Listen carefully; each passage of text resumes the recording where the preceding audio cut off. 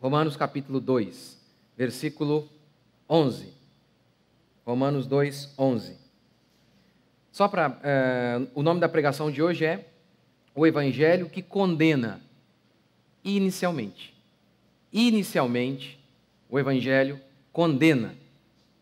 Sim, a mensagem de introdução ao Evangelho é para dizer que o homem é pecador. Esse é o começo do Evangelho. O Evangelho começa com a ira de Deus se revela do céu contra o pecado humano. E Paulo está fazendo isso aqui. No capítulo 1, capítulo 2, capítulo 3, ele está apenas condenando. Ele está diante do réu, que é o homem, está dando como um bom promotor todas as provas irrefutáveis de que o homem é criminoso. Para que o justo juiz, Deus, possa bater o martelo e dar a sentença. O homem merece morrer. O que Paulo está fazendo aqui, então, agora é condenar os homens. Por isso o Evangelho, ele não começa com Deus ama você, Deus tem um plano na sua vida. O Evangelho começa com você está morrendo. Você está morrendo. E aqui, no capítulo 2, o apóstolo Paulo está condenando mais especificamente o judeu. E no verso 11, que é o que eu vou ler, ele também condena o gentio mais uma vez. Verso 11. Pois em Deus não há parcialidade. Deus não faz acepção de pessoas, Deus condena todos. Deus é justo com todos. Porque todos os que sem lei, que são os gentios, todos os que sem lei pecaram, que você pode pegar hoje, todos aqueles que não possuem uma religião, ou melhor, todos aqueles que possuem uma religião falsa, todos estes são os sem lei. Aqueles que não têm religião ou aqueles que têm uma religião falsa. Esses se encaixam neste grupo aqui, os sem lei. Pois todos os que sem lei pecaram, sem lei também perecerão. E todos os que sob a lei pecaram, que no caso era o judeu, e hoje se aplica aos cristãos. Todos aqueles que possuem a religião verdadeira, estes, mesmo assim, desobedeceram a Deus, mesmo tendo a religião verdadeira, serão condenados. Então, aqueles que não conheciam a verdade foram condenados. E os judeus que conheciam a verdade e desobedeceram também foram. O mesmo se aplica hoje. Aquelas pessoas que estão lá fora, que não conhecem o Evangelho e têm desobedecido ao Evangelho, estão condenadas. E as pessoas que frequentam a igreja, mesmo uma igreja verdadeira, e não creem e desobedecem ao Evangelho, também estão condenadas. Verso 13. Pois diante de Deus não são justos somente os que ouvem a lei, mas os que praticam. Estes serão justificados, porque quando os gentios que não têm lei praticam as coisas da lei por natureza, embora não tenham lei, tornam-se lei para si mesmos. Eu vou explicar esse texto aqui. De início, ele geralmente parece o oposto do que as pessoas pensam. Verso 15. Demonstrando que o que a lei exige está escrito no coração deles, mesmo sem ter lei, a lei de Moisés, porque a lei veio com Moisés, os 10 mandamentos vieram com Moisés, mesmo que esses gentios não tinham a lei, de alguma maneira eles agiam seguindo essa lei.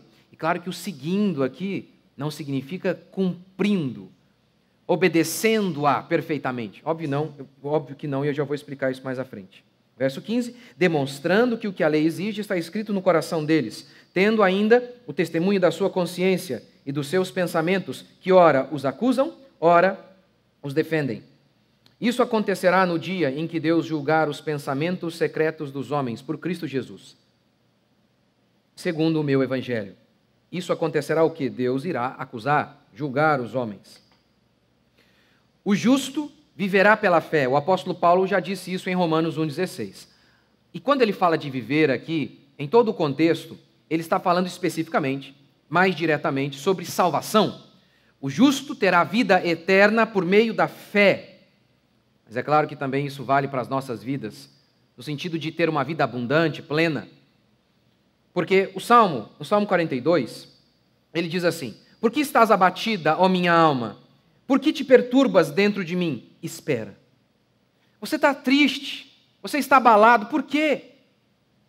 No caso, ele está conversando com ele mesmo. Por que eu estou triste? Por que eu estou abalado? Tenha fé. Tenha fé. O justo vive pela fé. O justo é salvo pela fé. O justo tem uma vida abundante aqui, cheio de alegria, de paz, mesmo em meio às dificuldades, por meio da fé. Enquanto todos estão apavorados diante das circunstâncias, das notícias, o salmista declara que o justo, ele não teme as más notícias, porque ele confia em Deus. Ele sabe que Deus está no controle de todas as coisas, de maneira que Deus pode usar uma desgraça para o bem, como por exemplo fez com William Tyndale. Estou lá lendo com meu filho, está lendo esse livro, né, a biografia do William Tyndale. E aí, quando a Bíblia foi traduzida para o inglês, do grego para o inglês, a Igreja Católica proibia, era pena de morte fazer isso. Um bispo católico, com o objetivo de boicotar a Bíblia, ele comprou inúmeras Bíblias para então queimá-las.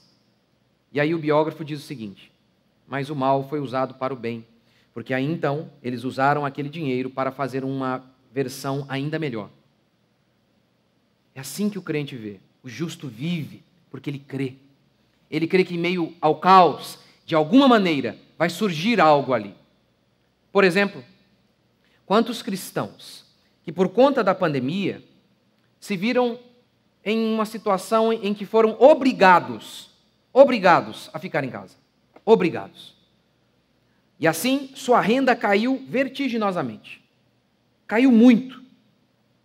E aí, eles notaram: meu Deus, meus filhos estavam abandonados. Completamente.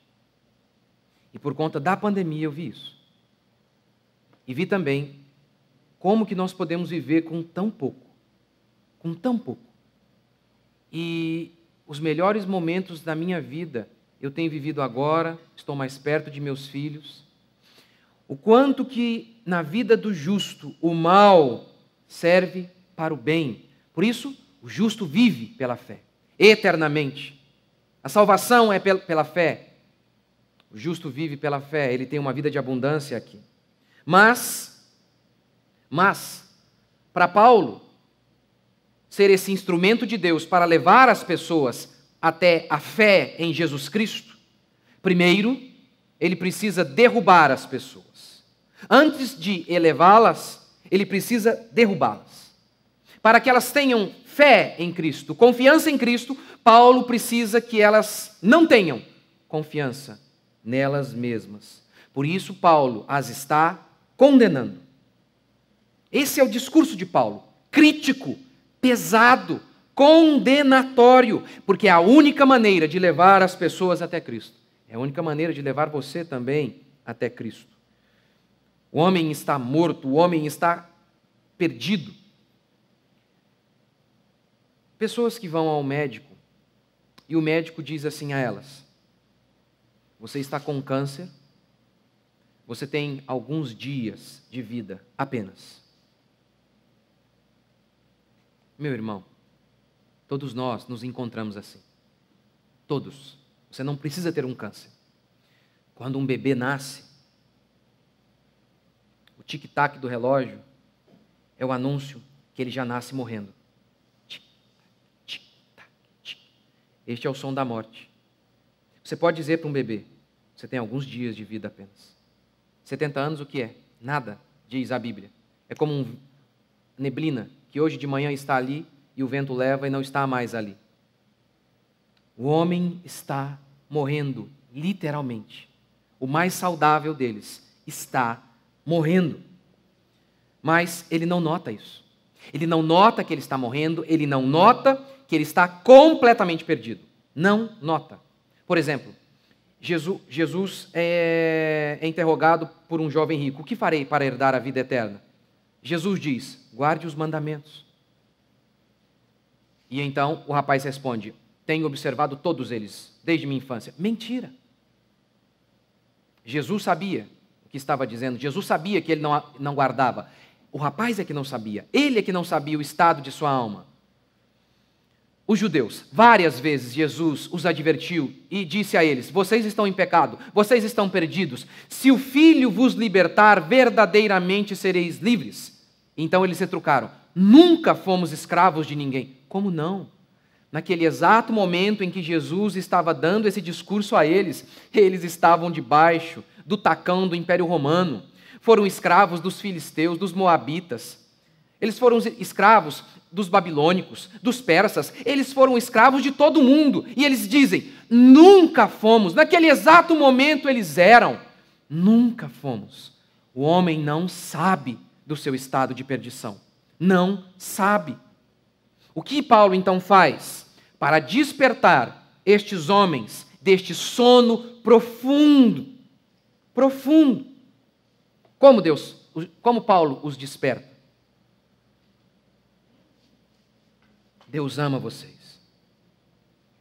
Deus tem um plano na vida de vocês. É assim que Paulo começa? Não. Ele os classifica da pior maneira possível. Malignos, depravados, adoradores de ídolos, homossexuais, pervertidos, dignos de morte. É assim que ele começa. Lembra que ele acaba o capítulo 1 dessa maneira? Dignos de morte, vocês devem morrer. É assim que ele acorda esses homens, não dizendo, Deus ama vocês. Não há cura para homens que se veem em pecado, a não ser expor seus pecados. Dizer para homens egocêntricos que já se amam ao máximo que Deus as ama. Essa não é a mensagem do Evangelho, pelo menos não de início. O que dizer a homens que estão morrendo? Agora, preste atenção, que é revelação, inteligência. O que dizer a homens que estão morrendo? Ora, que eles estão morrendo. Não é óbvio? É genial. É sim. É tão genial que só alguns percebem isso. Os outros pastores não percebem. Muitos pastores não percebem. Desculpa. Muitos não percebem. Que temos que dizer aos mortos que eles estão mortos. Que temos que dizer àqueles que estão morrendo que eles estão morrendo. Não temos que olhar para um paciente terminal de câncer e dizer, meu amigo, você está ao máximo. Não podemos dizer isso a alguém que por conta de seu comportamento, por conta de um vício está morrendo. Não devemos dizer a ela, ei, meu querido, você está muito bem. Não devemos animar alguém assim. Do contrário, ela continuará neste caminho. Devemos alertá-la, pare. É o que Paulo faz. É o que Paulo faz. Não é o que muitos pastores fazem, mas é o que Paulo está fazendo. Em Romanos 3 ele diz assim, sabemos que tudo o que a lei diz para os que estão debaixo da lei, para que toda a boca se cale e todo o mundo fique sujeito ao julgamento de Deus. O que Paulo está falando? A lei diz, não mate, e aí Paulo prega o que é isso. A lei diz, não cobice, e Paulo explica o que é isso. Quem aqui nunca cobiçou? A mulher do próximo, o dinheiro do próximo, o terreno do próximo? Quem? Silêncio no tribunal. Então Paulo conclui, está vendo? Vocês são culpados. Tudo que a lei diz é para condenar todos os homens. Mas você lembra o que Paulo falou aos Gálatas? A lei nos serviu de guia até Cristo. É quando pastores pregam a lei expõe que os homens são maus. E ao ver a sua condição de pecado, de perdição, de morte, esses homens buscam a salvação em Jesus Cristo. A lei nos serviu de guia até Cristo. Ou seja, condená-los é a única maneira de salvá-los. Dar a sentença de morte a estes homens é a única maneira de lhes dar uma chance de ter vida. E é isso que Paulo está fazendo aqui. Primeiro, ele diz, todos pecaram, tanto aqueles judeus que tinham a religião verdadeira, quanto os gentios que não tinham a religião verdadeira. É o que ele declara no verso 12. Porque todos os que sem lei pecaram, sem lei também perecerão. E todos os que sob a lei pecaram, pela lei serão julgados. Eu sempre tento traduzir da maneira mais prática possível. Vou traduzir isso aqui para você. Quem sem lei pecou, morreu. Quem com lei pecou, também morreu. Quantos de vocês já não ouviram daquelas pessoas sem lei, lá de fora? Assim. Ei, você é crente, você não pode fazer isso, não? Mas você pode. Quem disse que Deus tem duas leis? Não, mas você é crente. Deus não tem duas leis. Ele só tem uma lei, dada para todos os homens, sem exceção. Alguns outros dizem, não, eu não vou à igreja porque senão aí eu vou saber. Prefiro ficar na ignorância porque aí não serei culpado. É o que eles pensam, por exemplo, em relação ao índio lá, ou alguém de uma terra distante. Paulo está dizendo, aquele que não tinha a Bíblia também foi condenado. Aqueles que tinham a Bíblia também foram. Os que não tinham a Bíblia foram condenados por não seguir a Bíblia, e os que tinham foram mais condenados ainda, porque a tinham e mesmo assim não creram. Deus é justo e por isso condena a todos. Seria mais ou menos assim. Os sem lei pecaram e os com lei pecaram. É como se tem uma grama, nós temos a grama, e é pecado pisar na grama. E os gentios pisam na grama. Mas não há uma plaquinha ali. Mas eles não estão livres de conhecimento. De total conhecimento. E eles pisam na grama. E pisam e pisam. O judeu, então, olha e diz, esse povo está perdido. Mas está vendo? Mas eles também não têm a lei. E pisam na grama. Lá do lado judeu, há uma plaquinha, não pise na grama. O judeu, ele tinha o conhecimento. E mesmo assim, ele pisava na grama. É assim que a Bíblia divide os homens. Todos pisam na grama. Com a diferença de que, de um lado de cá, não há conhecimento absoluto. Mas mesmo assim, eles pisam na grama. E do lado dos judeus, eles tinham conhecimento de que não podia pisar.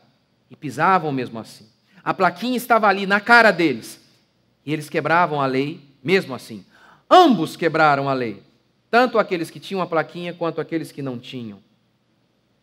Segundo, ele diz, os sem lei agem como se tivessem lei. Verso 14. Porque quando os gentios que não têm lei praticam as coisas da lei por natureza, embora não tenham lei, tornam-se lei para si mesmos. Eles não tinham lei, mas agiam por natureza de acordo com a lei. É o que Paulo está dizendo.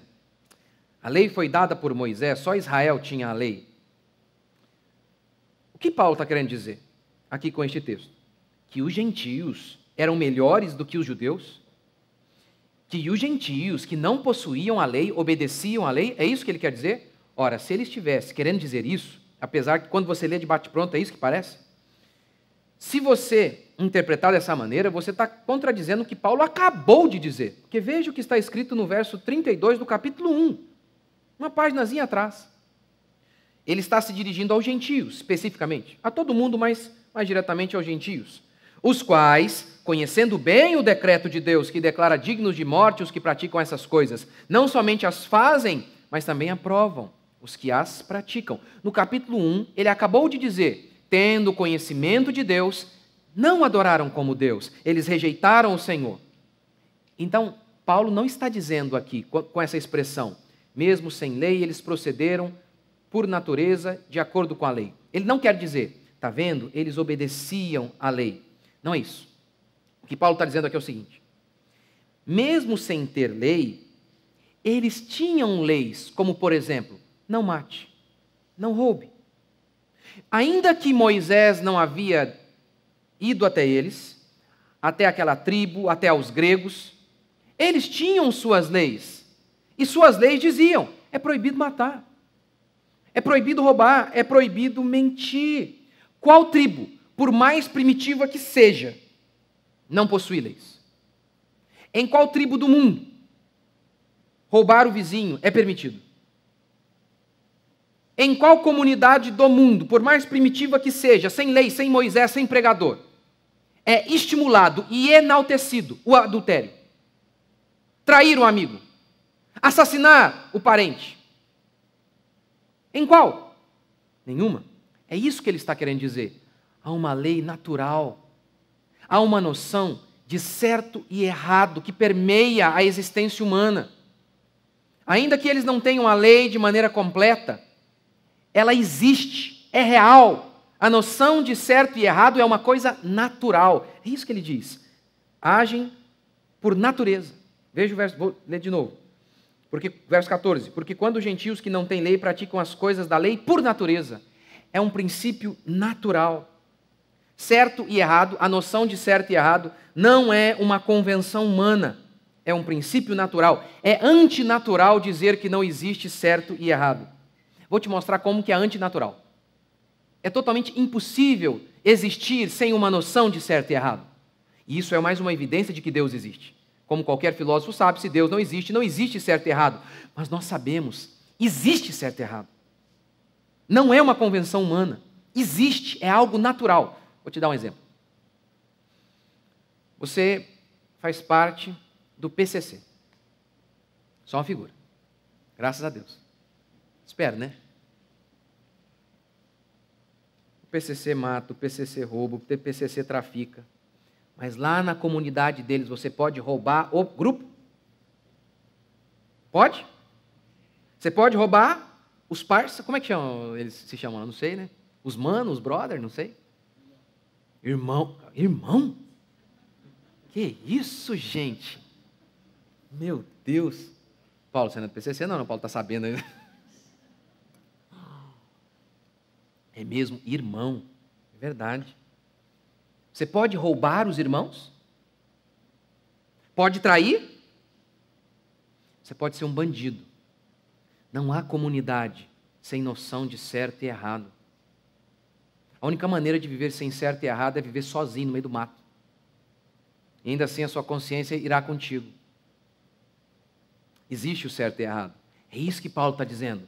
Ainda que aqueles gentios não tivessem Moisés, eles serão culpados, porque Deus dotou a todos com uma consciência. Aquele seu amigo, ele não é inocente. Ele nunca ouviu, ele... Não, ele precisa se arrepender de seus pecados e crer. Senão, ele estará condenado. Ele já está, na realidade, é o que diz a Escritura. Quem não crer já está condenado. Já está. Terceiro, a consciência. Verso 15.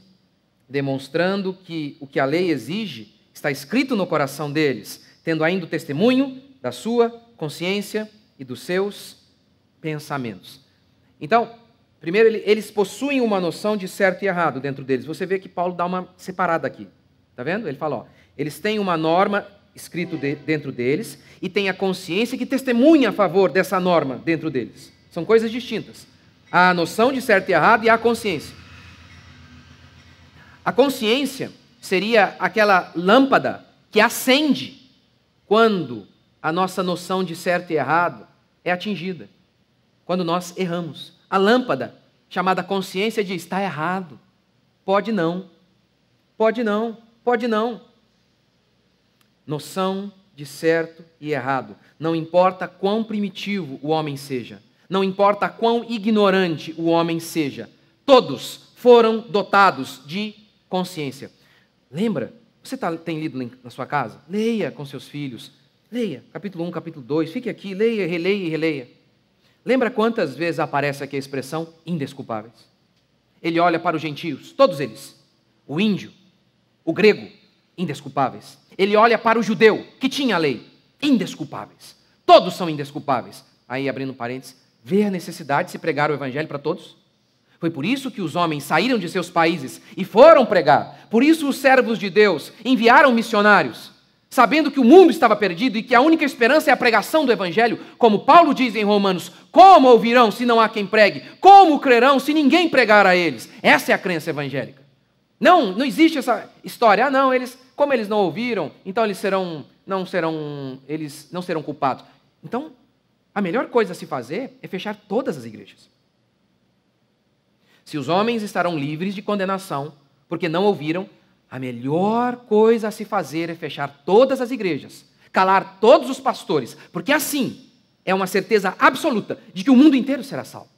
Agora, se é assim que funciona, enviar um pastor para alguma tribo, um missionário, e se ele chega ali, antes de chegar, todo aquele mundo, todo aquele povo estava salvo porque eles não sabiam. Mas a partir do instante em que o pastor pisa ali e prega e eles rejeitam, eles estão condenados. A melhor coisa a se fazer é fechar toda... É impressionante. Eu não sei se você consegue perceber. É um absurdo o evangelho que é pregado aí. É totalmente irracional. Porque é isso que eles ensinam. Não, ninguém é condenado. A tadinha, aquela senhora lá, ela não sabia, então não será condenada. Onde já se viu isso? Eles não entendem, então, que a coisa mais lógica a se fazer era fechar todas as igrejas, calar todos os pastores. Mas não é assim. Os missionários saíram, porque eles sabiam, não há desculpa, todos os homens estão condenados. Eles receberam a lei da natureza. A natureza é o primeiro pregador acerca da existência de Deus. Depois, a consciência dentro deles, testemunhando que eles fazem aquilo que é mal. O mais primitivo dos homens tem noção de certo e errado. Deus colocou uma consciência dentro deles. Mas essa consciência pode morrer. É o que declara 1 Timóteo 4:2. Pela hipocrisia dos que falam mentiras e que têm cauterizada... Peraí, deixa eu só abrir um parênteses aqui. O mesmo se dá em relação a você. Não, como eu não sei, então Deus não me pune. Não. Melhor também seria, então, não saber. Quanto mais ignorante você for, mais abençoado você será. Mas por que Paulo diz que ele buscava conhecer mais e mais? Porque ele sabia, o povo perece porque falta conhecimento. Perece porque falta conhecimento. Lembra de Davi? Fome na terra. Davi não sabia por quê. Gente morrendo. E ele não sabia por quê. Aí Deus lhe disse, Deus revelou a ele, Deus lhe deu conhecimento. Há pecado na terra. Saul matou gibeonitas. Por isso, o juízo veio sobre vocês. Então Davi soube o que estava errado e pôde consertar. É uma loucura. A gente não nota, às vezes, que é uma loucura o que esses pastores tinham que dar camisa de força para esse povo. Camisa de força, são doidos. Loucura total. A consciência pode morrer. Pela hipocrisia dos que falam mentiras e que têm cauterizada a própria consciência. Cauterizar era pegar o cautério para cicatrizar uma enfermidade, um corte. Como? Queimava-se a pele, matava-se a pele. Então, acontecia a cicatrização. O que Paulo está dizendo? Homens têm cauterizado a mente. Homens têm pego um ferro quente e fritado a sua consciência, de maneira que ela está completamente morta. Eles não sentem mais nada. Eles pecam e não sentem culpa alguma. Como? Como a nossa consciência é cauterizada, é morta? Primeiro, quanto mais você peca, mais a sua consciência, como uma lâmpada, vai se apagando. Você lembra quando você era criança? Não faz algo. Primeira vez que você foi errar. Tremedeira. Não aconteceu nada de imediato. O temor vai indo embora. Segunda vez. Eu lembro. De fazer algo errado, a mão até tremia assim. Ó. Primeira vez. Segunda. Terceira. Quarta. Liberdade. Nenhum temor. Nenhuma culpa. Eu falo isso com propriedade porque eu lembro, na minha escola, eu comecei a ficar bem bagunceiro e fazer muita coisa errada na sala de aula. E quando eu fui expulso, mais ou menos expulso. Eu fui assim, eu estava tão já viciado no crime,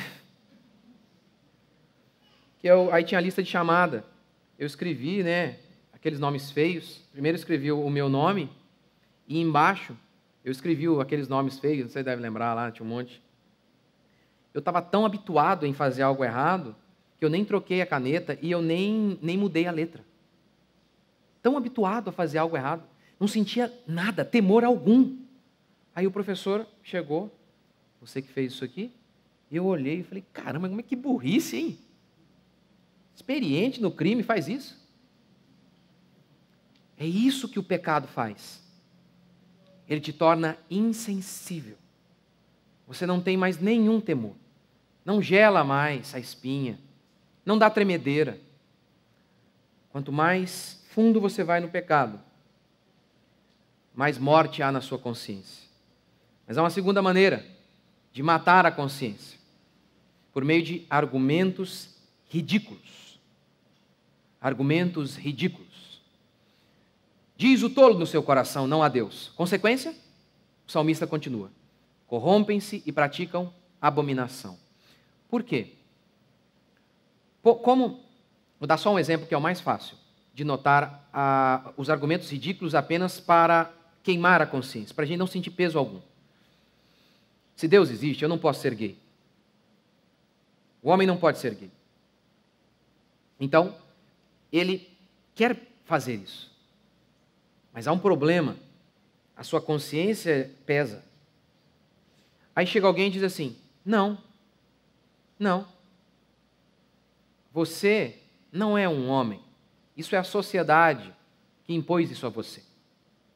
Você nasce com um sexo, mas o gênero é outra coisa. Você pode ser o que você quiser. Em épocas passadas, se um homem falasse que ele era uma outra coisa diferente do que ele era, isso era patológico, isso era descrito como loucura. Hoje, é ciência, evolução, inteligência. Negar quem eu sou é uma ideologia de gênero. Então, argumentos ridículos que existem para queimar, matar a consciência. É o que muitas pessoas fazem com pastores. Pastor, olha isso aqui, ó, o que você acha? Está esperando o pastor dizer, pode pecar, minha filha, vai lá que você não tem pecado, não. Essa é uma maneira de fritar a consciência. No verso 15, ele diz, demonstrando que o que a lei exige está escrito no coração deles, tendo ainda o testemunho da sua consciência e dos seus pensamentos, que ora os acusam, ora os defendem. Essa consciência ora acusa, ora defende.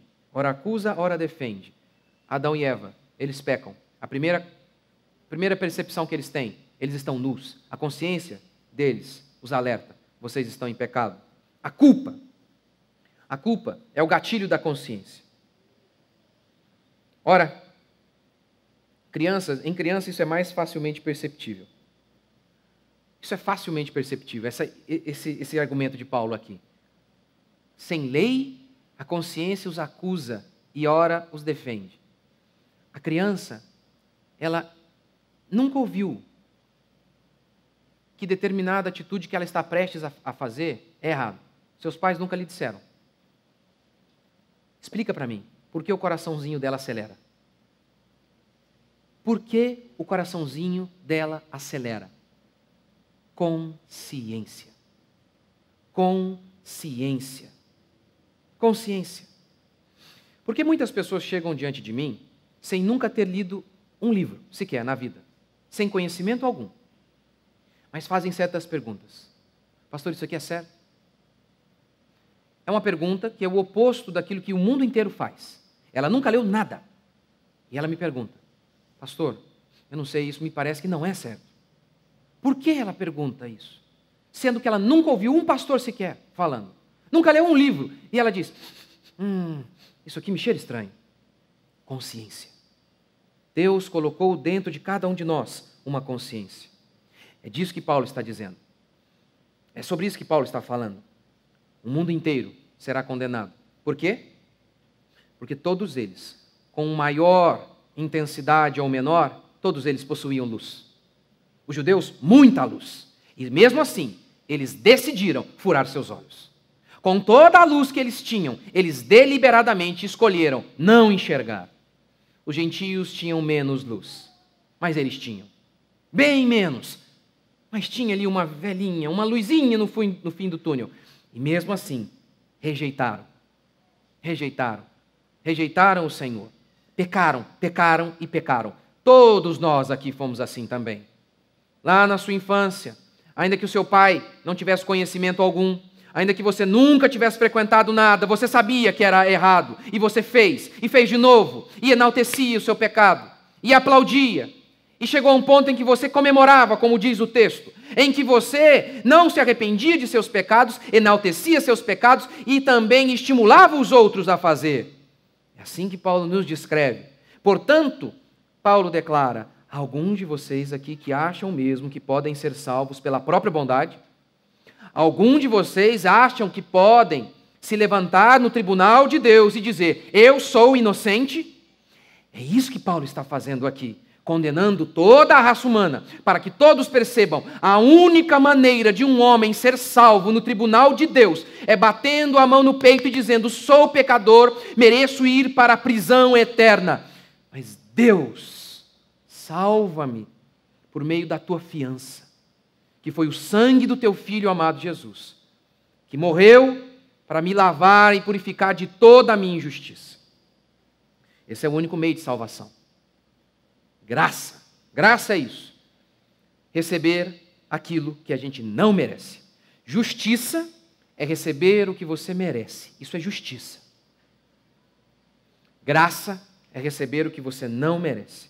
Veja a graça de Deus em todo o cosmos. Mateus 5,45. A chuva de Deus cai sobre maus e bons. Veja os efeitos da graça de Deus sobre todos os homens, homens que não merecem nada.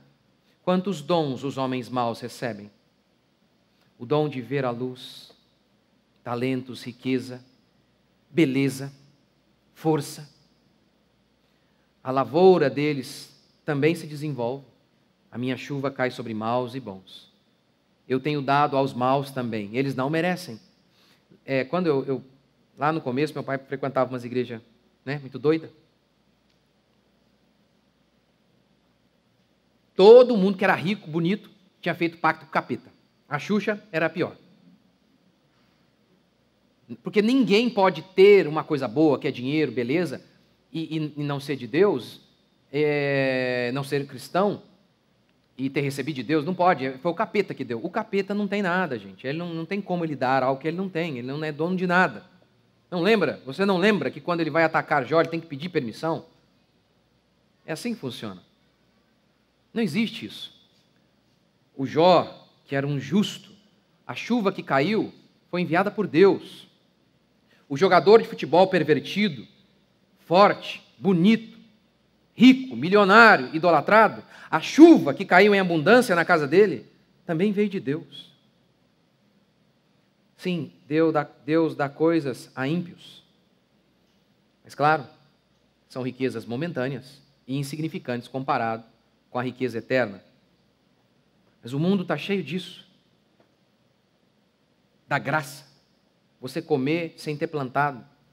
Estou lá fazendo trilha segunda-feira, e aí tinha lá o pezinho de jabuticaba na rua, de goiaba. E um monte no chão também. Quantas coisas nós desfrutamos sem ter plantado. Quantas e quantas e quantas. Quantas? Os gentios também deviam ter notado isso. Também deviam, mas não notaram. O centurião, que era um romano, ele chega diante de Jesus, ou melhor, ele envia alguém, um servo, e diz assim: olha, o servo do meu senhor está doente. Cure-o. Jesus então se dispõe a ir. Então o servo diz: não precisa, porque eu não sou digno de que o Senhor venha à minha casa. Mas se o Senhor enviar uma palavra, só isso basta, o meu servo vai ser curado. Aí Jesus se volta para ele e diz: eu não vi fé como esta, nem em Israel. Aqui você tem as duas confissões que resumem bem a nossa crença de salvação. Não sou digno e tu és Deus. Tu és tão Deus que o Senhor não precisa ir lá, porque o Senhor é Deus. Deus está em todos os lugares. A tua palavra chega lá, porque o Senhor já está lá. Ele confessa que Jesus é Deus e ele confessa que ele é pecador. O Senhor não precisa ir. Não sou digno. Na casa daquele centurião, teve fé. Ele sabia que não era digno de coisa alguma. Os judeus também tinham sinais da graça, de maneira explícita. A lei mostrava isso. Todos os dias havia pelo menos 2 bezerros morrendo ali num culto judaico. Todos os dias. Por que se matava um bezerro? Por quê? Era o anúncio de que eles tinham que morrer. Sabe como eles faziam o sacrifício? Eles tinham que colocar a mão em cima, a mão sobre o bezerro, como querendo dizer: ele, inocente, está morrendo em meu lugar. Como eles não perceberam que a salvação é pela fé? Como que os judeus não notaram? Se todos os dias havia uma pregação explícita dizendo: somente por meio do sacrifício de um inocente é que vocês vão viver. Como eles não notaram isso? Como os cristãos de hoje também não notam que a única maneira de sermos salvos é por meio do sacrifício do inocente Jesus Cristo, que nós nos mantemos pela fé, que nós somos mantidos pela bondade de Deus, que nós somos mantidos pelo poder de Deus, que a nossa fé, que a nossa salvação está garantida, porque não somos nós que nos mantemos. Ele é o autor e consumador da nossa fé. Ele começou o bom trabalho, ele vai completar. Se o crente cair, não ficará prostrado, diz o salmista. Por quê? Porque o Senhor o sustenta pela mão. É Deus o autor da nossa salvação. É Deus quem trabalha em nossa salvação. É Deus quem vai concluir a nossa salvação. Isso está evidente em toda a Escritura. É graça. Estamos aqui pela graça. As misericórdias do Senhor se renovam a cada manhã, diz Lamentações. Por isso não somos trucidados, mortos, condenados. Porque assim como o sol vai nascer amanhã pela graça de Deus, a misericórdia de Deus também vai se levantar com ele. E por isso você vai acordar, porque Deus é misericordioso para com o seu povo. Isso está explícito em toda a existência, em todos os lugares, e de maneira mais clara ainda, na palavra de nosso Deus. Estamos aqui pela graça, estaremos aqui amanhã pela graça, estaremos naquele dia, de pé, diante de nosso Deus, porque Ele há de nos sustentar, Ele há de manter a nossa fé. Quantos creem? Vamos ficar de pé?